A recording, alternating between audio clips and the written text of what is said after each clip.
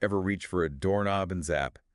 That jolt, that static electricity, always makes you wonder what else is going on in there, right? Like what's with all the electricity in our bodies? It's more than you'd think. We're diving into bioelectricity today.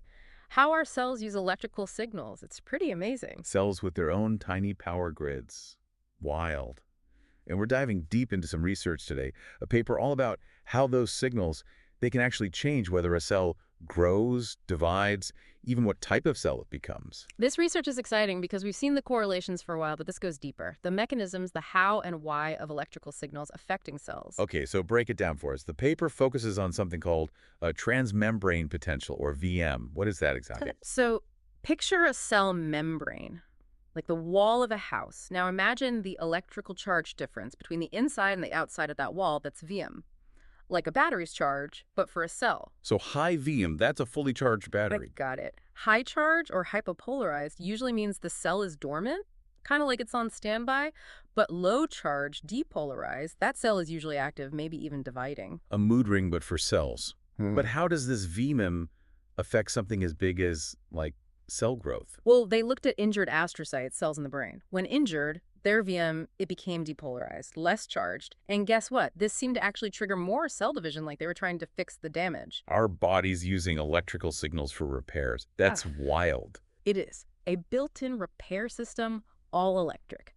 But, and here's where it gets tricky, this electrical activity, it's not always a good thing. Can even be linked to things like cancer. Whoa, okay, Yeah. plot twist. How so? Well, cancer cells, they grow uncontrollably, right? And often their VMEM is way different than healthy cells. Like their electrical control system's gone haywire, causing that unchecked growth. So if we can manipulate VMIM, that charge, it can be huge for treating all sorts of things, injuries, even cancer. But how do cells even sense these electrical changes? It's not like they have tiny voltmeters, right? That's where it gets even cooler. It's Yeah. complex, but this research points to something called calcium signaling. Calcium signaling. Okay, walk us through it. Think of it this way. VAM changes, right? Well, this can trigger a rush of calcium ions into the cell. And those calcium ions, they're like messengers, setting off a whole chain reaction that determines how the cell acts. So it's not just the electricity, but what it triggers inside. Like a domino effect, the MAM is the first domino. Exactly. It's like a circuit, with VAMA as the master switch, controlling a whole network of signals that basically decide a cell's fate. My mind is blown, and we're just getting started.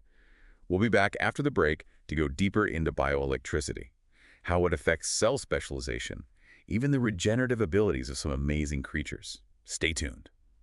Back again with a deep dive. Still swimming in the world of bioelectricity where, turns out, our cells might be even more electric than we thought. Before the break, the big surprise, this electrical charge, the VMIM, playing a role in healing and even cancer. But it gets even wilder. This research, it suggests bioelectricity, it's key to cells choosing their career paths, like what they want to be when they grow up. Yeah, exactly. We're talking about cell differentiation, how a single cell, it decides to become, say, a muscle cell or a nerve cell. All the specialized cells in our body, cells going from graduation to specialized careers. And this research, it suggests that bioelectricity could be a big part of that whole process. Okay, hold on. So how does that work?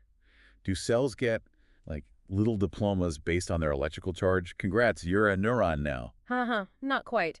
But the research shows these changes in VIAM. They act as signals for specialization.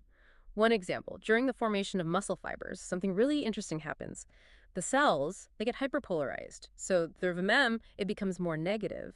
And this change, it seems crucial for them to fuse together, actually form those muscle fibers. It's like an electrical signal telling them, all right, team, time to build some muscle. So it's not just the cell's own charge, but how that charge changes that shapes its destiny, giving a whole new meaning to you are what you eat.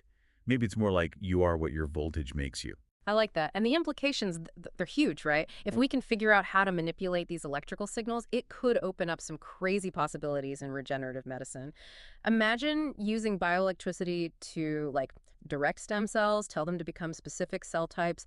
We could repair damaged tissues, maybe even grow new organs. Now that sounds like science fiction. Yeah.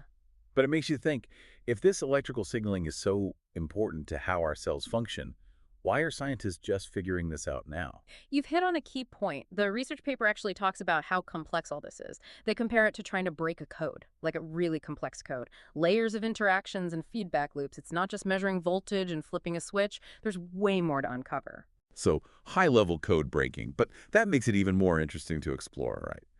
But before we get lost in the weeds here, let's bring it back to our listeners for a sec. Why should they care? What's the big takeaway? No, that's the important question. This isn't just some abstract science thing. Understanding bioelectricity could totally change medicine as we know it. Okay, I'm ready for the elevator pitch. Hit me with why bioelectricity is the next big thing. Imagine, right, harnessing bioelectricity to control stem cells. You need to fix some tissue. Boom, give those stem cells a little bioelectric nudge. Like giving our bodies repair crews a high-tech upgrade.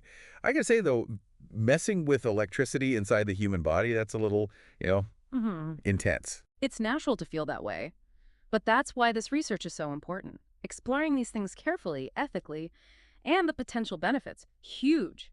Imagine treating diseases like cancer, but by targeting bioelectricity. Changes everything. Okay, you got me convinced. We've gone from static shocks to, like, stem cell control centers all in one episode. And we're not done yet. There's still so much more to explore with bioelectricity.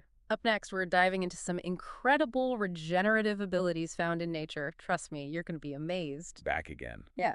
We've gone from those tiny cellular batteries to, like, futuristic medical treatments with bioelectricity. But one last stop on this deep dive. Got one more mind-bending thing to explore. We do. So far, we've been talking about us, right? How our bodies use bioelectricity. But nature has some tricks up its sleeve. Get ready, we're about to talk planarians. Planarians. Those tiny worms, practically immortal. They regrow their whole bodies. I remember those from, like, way back in science class. Had no idea it had anything to do with electricity, though. It's wild. Cut a planarian into pieces. Each piece grows into a whole new worm. Scientists are still figuring out how, but they think bioelectricity is key. Like imagine, their cells are listening to these electrical cues, telling them how to rebuild. That's nuts. It's like their bodies have a blueprint, and it's always updating based on those signals. Speaking of blueprints, makes you wonder, if our cells are so tuned in to electricity, what about all the stuff around us? Our phones, laptops, power lines. Could that be messing with our cells too? Now there's a question. We're swimming in a sea of external electrical fields, right? More research is needed, definitely. But it does make you think, could this be having some subtle effect on our health long term? This research, it opens that door. We're all part of one giant circuit then, huh? Inside and out. Yeah. Makes you see things differently. And it feels like we've got more questions than answers. That's what a deep dive's all about, isn't it? Absolutely. We're just scratching the surface with bioelectricity. The potential here, not just for medicine, but understanding life itself, it's huge. And that's the deep dive. Sparking curiosity, leaving you with more to think about. So next time you get that static shock, remember there's a whole lot more going on than you realize. Exactly. We're electric. Our cells are in constant communication. Who knows what other electrifying stuff we'll find out in the years to come. Until next time, keep those brain circuits firing, and we'll catch you on the next deep dive.